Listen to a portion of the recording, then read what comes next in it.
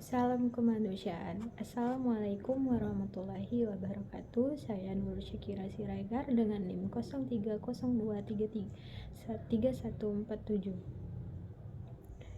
Saya akan menjelaskan PPT saya yang berjudul Gerakan Palang Merah dan Bulan Sabit Merah Internasional untuk memenuhi tugas dari mata kuliah Palang Merah Indonesia.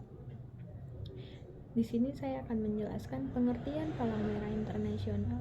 Palang Merah Internasional adalah organisasi kemanusiaan yang membantu korban konflik dan bencana alam serta mempromosikan hukum humaniter internasional. Didirikan pada 1863 oleh Henry Dunant. Organisasi ini juga terlibat dalam pendidikan, kesehatan, dan rehabilitasi sosial. Bekerja secara global melalui jaringan lokal, nasional, dan internasional untuk memberikan bantuan yang cepat dan efektif.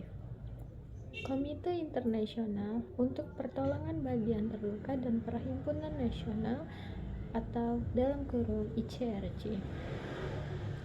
ICRC dibentuk pada 1863 dan merupakan badan netral yang mandiri. ICRC bertindak sebagai penengah yang netral antara negara yang berperang atau bermusuhan dalam konflik bersenjata internasional.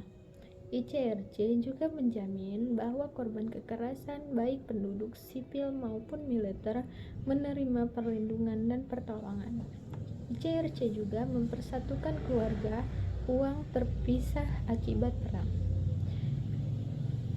Gerakan Palang Merah dan Bulan Sabit Merah Internasional. Yang pertama yaitu Komite Internasional Palang Merah. Yang kedua, Perhimpunan Nasional Palang Merah dan Bulan Sabit Merah.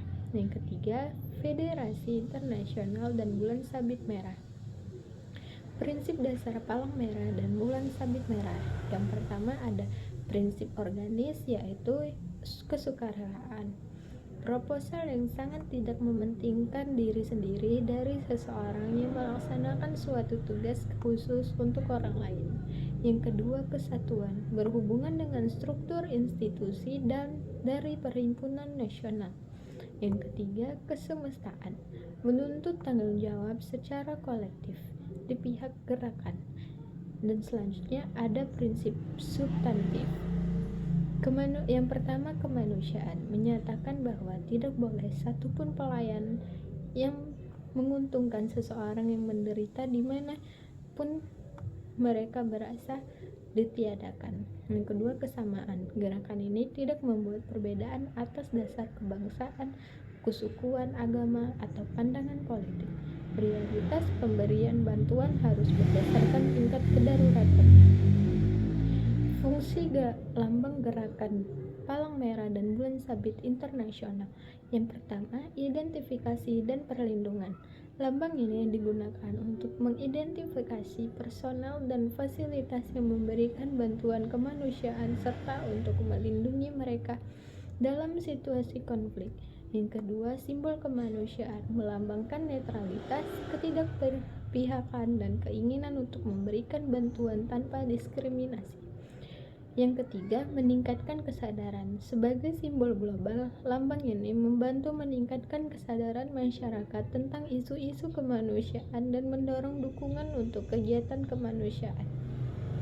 Selanjutnya ada tentang Federasi Internasional Perhimpunan Palang Merah dan Bulan Sabit Merah atau IFRC, yaitu organisasi yang mengkoordinasikan aktivitas Perhimpunan Nasional Palang Merah dan Bulan Sabit Merah di seluruh dunia.